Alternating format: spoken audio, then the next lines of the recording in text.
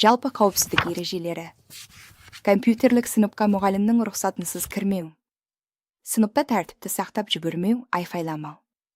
Электр құралдарына жақындамау, рұқсатсыз қоспау.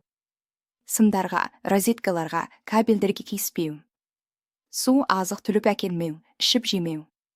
Электр қауіпсіздігі. Құрылғыларды мұғалімнің нұсқауымен ғана қосу өшіру. Сым бүлінгенін байқасан, бірден мұғалімге хабарлау. Электр құрылғыларына су тигізбеу. Компьютер бұзылған жағдайда өз бетінше жөндемеу.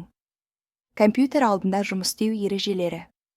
Компьютерге дейінгі қашықтық 50-70 мін. Мониторды көз деңгейінен 2-3 см төмен орналастыру.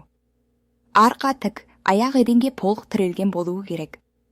Пернетақтаны тым жақын ұстамау, 10-15 см. 20-25 минут сайын көзге жаттығу жасап демалу.